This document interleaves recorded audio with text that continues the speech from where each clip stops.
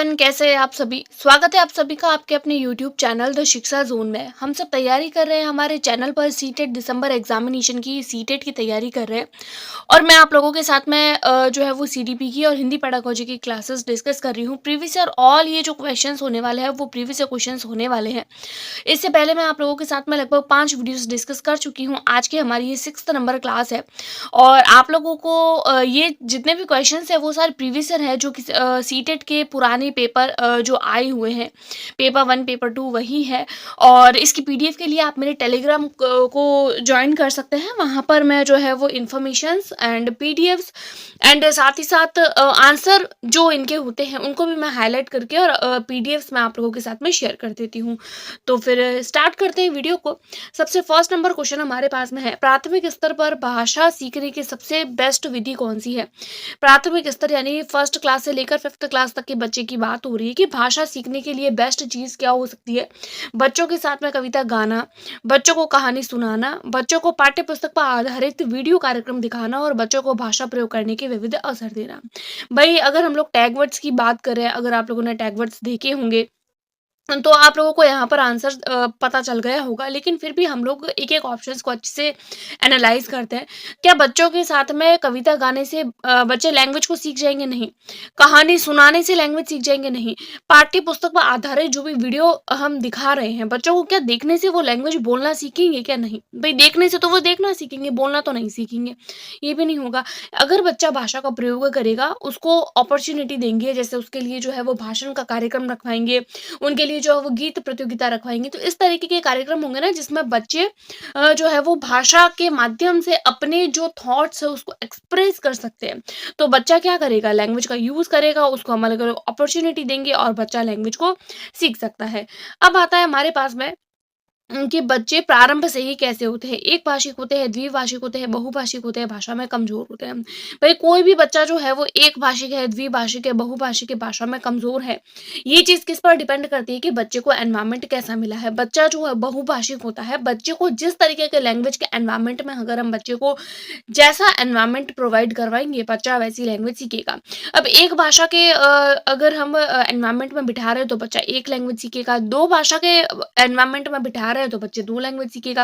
और बहुत सारी लैंग्वेजेस अगर हम बच्चे को सिखाना चाह रहे हैं तो बच्चा सीख सकता है, बस उसको एनवायरनमेंट प्रोवाइड करवाने की ज़रूरत है। और बच्चा कमज़ोर भी रह सकता है, लेकिन बच्चे प्रारंभ में ही कैसे हैं, ये चीज़ डिसाइड नहीं होती है कि बच्चे प्रारंभ में कैसे हैं, ये बच्चे के एनवायरनमेंट पर डिपेंड करता है। लेकिन बच्चे जो है वो प्रारंभ से ही कैसे होते हैं, बहुभाषिक होते हैं और बाद में प्रारंभ स्टार्टिंग में तो वो बहुभाषिक है, लिंग्विस्ट होते हैं। लेकिन जैसे ही बच्चे को लैंग्वेज एनवायरनमेंट प्रोवाइड होता है, उसके बाद में डिपेंड करता है कि बच्चा एक भाषिक होगा, द्विभाषिक होगा या भाषा में कमज़ोर होगा, लैंग्वेज सीखने के बाद में। लेकिन प्रारंभ में बच्चे कैसे होते हैं, बच्चे बहुभाषिक होते हैं।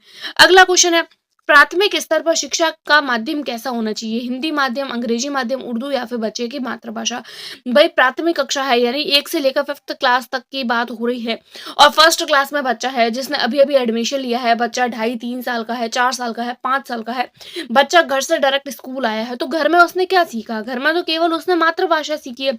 अब बच्चा मान लीजिए स्कूल आ रहा है, हम उसको डायरेक्ट उर्दू में पढ़ा रहे हैं, इंग्लिश में पढ़ा रहे हैं, हिंदी में पढ़ा रहे हैं, तो क्या बच्चा सीख पाएगा? क्या नहीं।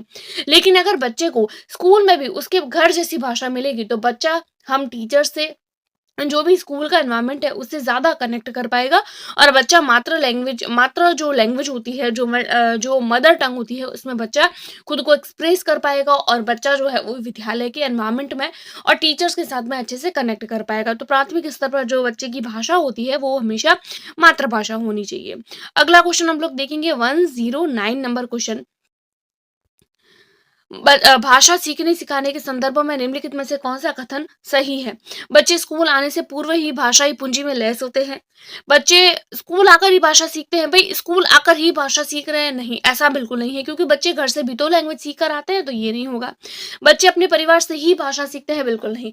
बच्चे अपने परिवार से भी सीखते हैं, अपने मित्रों से भी सीखते हैं, अपने पड़ोसियों से भी सीखते हैं, समाज से भी सीखते हैं और विद्यालय से भी सीखते हैं, तो ये भी नहीं होगा। बच्चे स्कूल में मानक भाषा का ही प्रयोग करते हैं यानी स्टैंडर्ड लैंग्वेज। भाई बच्चा अभी स्कूल आया है, क्या वो स्कूल आने पर ही वो क्या स्टैंडर्ड लैंग्वेज बोलना सीख जाएगा, डिफिकल्ट लैंग्वेज बोलना सीख जाएगा? बिल्कुल नहीं। बच्चा तो अभी आया है। बच्चा कैसा होता है, विद्यालय आने से पहले बच्चे में लैंग्वेज जो होती है वो पूंजी, भाषाई पूंजी में लेस, यानी कि उसके अंदर जो लैंग्वेज डेवलपमेंट होता है वो थोड़ा सा कम होता है। जैसे ही बच्चा स्कूल में आया, उसने यहाँ वहाँ की लैंग्वेज को सुना, अलग अलग बच्चों के लैंग्वेजेस को सुनता है, सीखता है, और बच्चा जो कम है लैंग्वेज बोलने में वो अच्छा हो जाता है।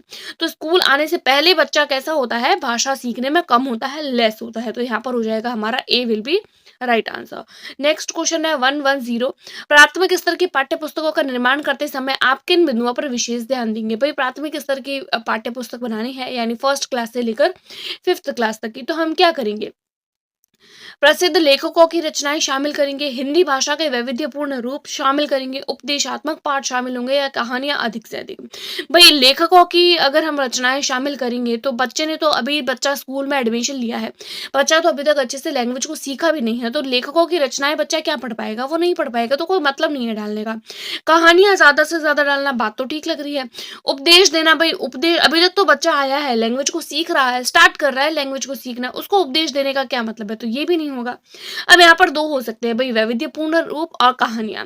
देखिए ये जो वैविध्य कहानियां हैं, तो कहानियों वाले में क्या होगा, सिर्फ कहानियां आएगी। लेकिन हम हिंदी भाषा के वैविध्य रूप वैविध्य रूप अगर हम लोग शामिल करते हैं, तो ये कहानियां उसके अंदर इंक्लूड हो जाएगी। अब वैविध्यपूर्ण में कहानी भी आ गई, आप लोगों के लेखकों की रचनाएं भी आ गई, उपदेशात्मक पाठ भी आ गए, उसकी वर्णमाला भी आ गई, जो भी फर्स्ट क्लास से लेकर फिफ्थ क्लास तक के बच्चे को है, तो ये तीनों ऑप्शन जो है वो आप लोगों के इस वैविध्यपूर्ण शब्द में शामिल हो गया। तो इसका हो जाएगा हमारा B will be right answer. Next question है 111 नंबर। पाठ के अंत में अभ्यास और गतिविधियां देने का क्या उद्देश्य होता है? हम लोगों को पता है कि कोई भी चैप्टर होता है किसी भी बुक का, तो उसके पीछे जो होता है वो क्वेश्चन आंसर दिए हुए होते हैं, टिकअप्स होते हैं, मैचअप्स होते हैं, शॉर्ट आंसर क्वेश्चन आंसर होते हैं, लॉन्ग क्वेश्चन आंसर होते हैं, वेरी शॉर्ट होते हैं, और एमसीक्यूज होते हैं, अलग अलग तरीके के होते हैं। तो ये जो गतिविधियां देनी होती है, अभ्यास दिए हुए होते हैं, इसका क्या उद्देश्य होता है? बच्चों को अभिव्यक्ति का अवसर देना, बच्चों को व्यस्त रखना। भाई बच्चों को व्यस्त रखने के और भी तरीके हैं, पाठ पढ़वा के भी हम बच्चों को व्यस्त रख सकते हैं, गेम्स खिला के रख सकते हैं, पाठ रटवा के रख सकते हैं। भाई गतिविधि करने के या व्यस्त रखने के तो और भी तरीके हैं। बच्चों को याद करने हेतु सामग्री उपलब्ध कराना, भाई केवल याद करने के लिए सामग्री उपलब्ध कराने के लिए क्वेश्चन दे रहे हैं क्या? नहीं। गृह कार्य की सामग्री, भाई गृह कार्य तो हम कुछ और भी दे सकते हैं, जरूरी नहीं है कि वही क्वेश्चन आंसर देंगे। लेकिन अगर पाठ के अंत में क्वेश्चन आंसर होते हैं, तो बच्चा क्या करेगा? बच्चा अपनी अभिव्यक्ति करेगा। बच्चे को जो है वो उसने कितना पढ़ा है, कितना उसको समझ में आया है, वो उसको जो है वो अभिव्यक्ति के अवसर मिल जाएंगे। तो यहाँ पर हमारा हो जाएगा A will be right answer. 112 number question देखेंगे। प्राथमिक स्तर पर एक भाषा शिक्षक में सर्वाधिक क्या अपेक्षित है? यानी प्राथमिक स्तर पर एक भाषा के शिक्षक के रूप में हमको क्या करना चाहिए? पाठ्य पुस्तक में दी गई सभी कहानी और कविता को कंठस्थ कराना। भाई कंठस्थ कराना अपने आप में कोई अच्छा वर्ड नहीं होता है। बच्चों को मानक भाषा यानी स्टैंडर्ड लैंग्वेज का यूज करना। भाई बच्चा तो अभी स्कूल आया है, उसको क्या स्टैंडर्ड लैंग्वेज का यूज करवाएंगे? नहीं। निरंतर परीक्षाएं लेना कोई अच्छी बात नहीं होती है। कक्षा और कक्षा के बाहर बच्चों को भाषा प्रयोग के लिए प्रोत्साहित करना। भाई यहाँ पर देख रहे हैं वर्ड क्या आया है? वर्ड आया है भाषा प्रयोग। एक तो भाषा प्रयोग को प्रोत्साहित करना, दोनों ही वर्ड पॉजिटिव है, तो यहाँ पर हमारा C will be right answer. Next question देखेंगे 113 नंबर। चॉम्स्की के अनुसार कौन सा कथन सही है? चॉम्स्की, नॉम चॉम्स्की के बारे में बोलते हैं, जिन्होंने बोला है कि यूनिवर्सल ग्रामर होती है, उस बेस पर जो है वो बच्चा लैंग्वेज को सीखता है। दूसरी, एक तो बोला है उन्होंने यूनिवर्सल ग्रामर, सार्वभौमिक व्याकरण। दूसरी अगर बात करें तो दूसरी उन्होंने बोली है कि बच्चे में जन्मजात क्षमता होती है, जिसको हम लोग LAD यानी लैंग्वेज एक्विजिशन डिवाइस, यानी कि बच्चे में लैंग्वेज को एक्वायर करने की जो है वो कैपेबिलिटी होती है स्टार्टिंग से। ठीक है, ये 3 पॉइंट आप लोगों को ध्यान रखने हैं चॉम्स्की से रिगार्डिंग। तो यहाँ पर बोला, हम लोगों को पता है कि बच्चे में जन्मजात क्षमता होती है, तो यहाँ पर क्या बोला है? बच्चों को व्याकरण सिखाना जरूरी है। व्याकरण की बात चॉम्स्की ने नहीं करी है। भाषा सीखने की क्षमता सीमित होती है। भाई कोई भी बच्चे में लैंग्वेज सीखने की क्षमता सीमित नहीं होती है। बच्चे को जैसा एनवायरनमेंट प्रोवाइड कराएंगे बच्चा वैसी लैंग्वेज सीख जाएगा। तो सीमित तो नहीं हो सकती, असीमित होती है। बच्चों में भाषा सीखने की जन्मजात क्षमता नहीं होती है, बल्कि हमने तो देखा कि चॉम्स्की तो बोलते हैं कि भाषा सीखने की जन्मजात क्षमता होती है। ये ऑप्शन हो जाता है आप लोगों के ए में। तो 113 का हो जाएगा A will be right answer. 114 number. भाषा में आकलन की प्रक्रिया। भाई लैंग्वेज में आकलन किस तरीके से करेंगे? पाठ के अंत में दिए गए अभ्यासों के माध्यम से, सीखने सिखाने के दौरान केवल बच्चों का निष्पादन जानने के लिए होती है, केवल शिक्षकों का निष्पादन। भाई बच्चे का टेस्ट ले रहे हैं तो शिक्षक का निष्पादन हो, बच्चे का टीचर का निष्पादन हो के हम चेक करें कि टीचर कैसा पढ़ा रहा है, बच्चे को कितना समझ आया, नहीं।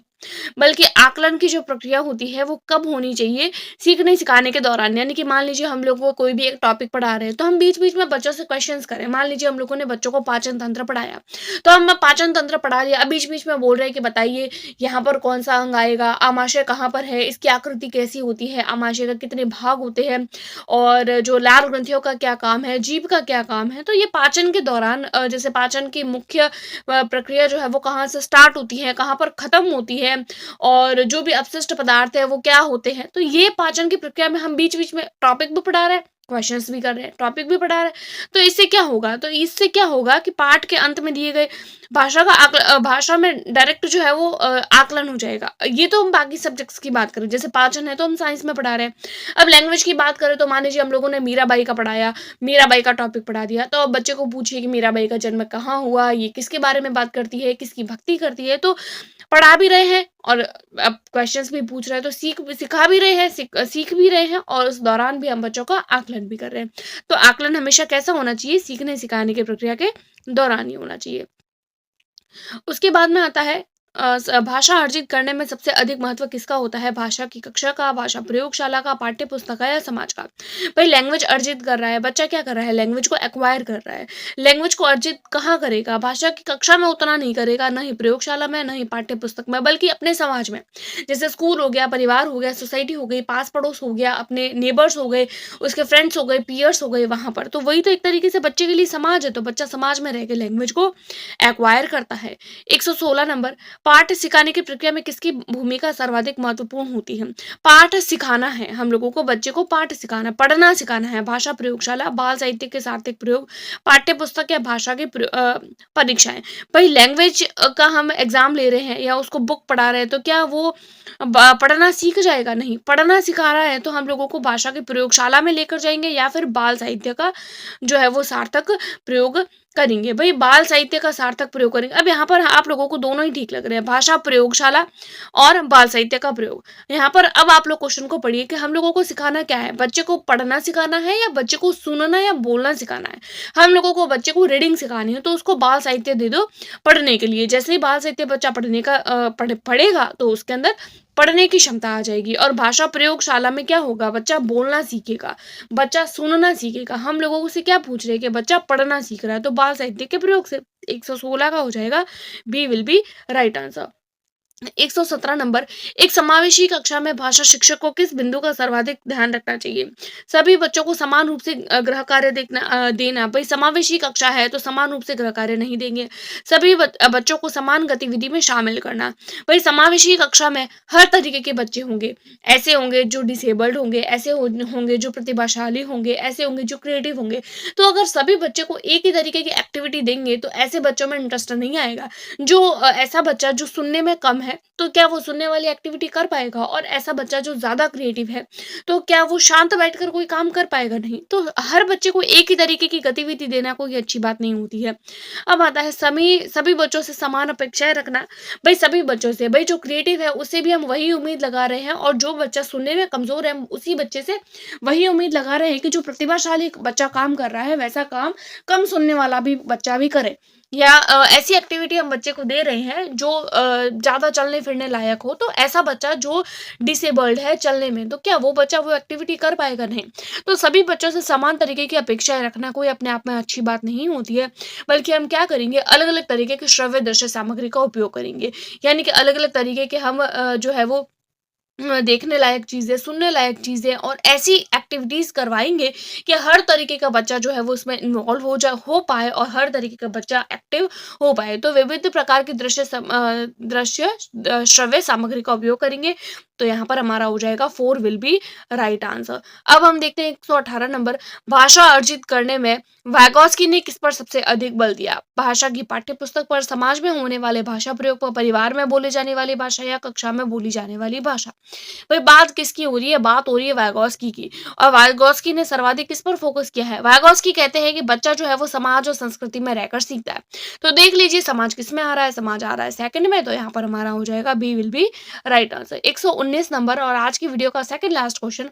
क्वेश्चन पूछा है, प्राथमिक स्तर पर भाषा शिक्षण का क्या उद्देश्य है? बच्चे मानक भाषा का प्रयोग करना जल्दी सीख जाए, बच्चे भाषा परीक्षा में सदैव अच्छे अंक लाए, बच्चे विभिन्न स्थितियों में भाषा का प्रभावी प्रयोग कर सके और बच्चे भाषा के व्याकरण को जान सके। भाई प्राथमिक स्तर पर भाषा सिखानी है तो स्टैंडर्ड लैंग्वेज सिखाना अपने आप में ही गलत है। ये वर्ड तो मैं स्टार्टिंग से बोल रही हूँ, ये वर्ड ही गलत है।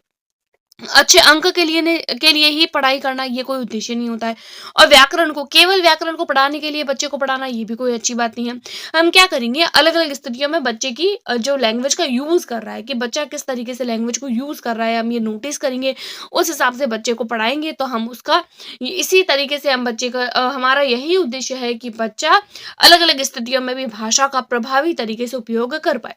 120 क्वेश्चन है, 120 नंबर, बच्चों की भाषा का आकलन करने का सबसे उचित तरीका, बच्चे की लैंग्वेज जो है उसका आकलन करना है तो क्या करेंगे?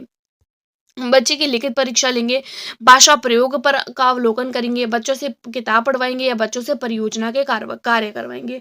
भाई लैंग्वेज का आकलन करवाना है तो बच्चा लैंग्वेज का यूज किस तरीके से कर रहा है, आप देख लीजिए कि बच्चे का किस तरीके से यूज करने का तरीका है, तो बच्चे का आकलन अपने आप हो जाएगा। तो यहाँ पर 120 नंबर क्वेश्चन का हो जाएगा B will be right answer. तो इस तरीके से हम लोगों ने और पेपर 1 पेपर 2 दोनों के लिए equally important question, previous year question को डिस्कस किया। ये जो पेपर है वो आप लोगों के पेपर 1 में आया हुआ है, हिंदी पेडागोजी के हैं। इसके आंसर सहित पीडीएफ के लिए आप मेरे टेलीग्राम ग्रुप को ज्वाइन कर सकते हैं। Thanks for watching.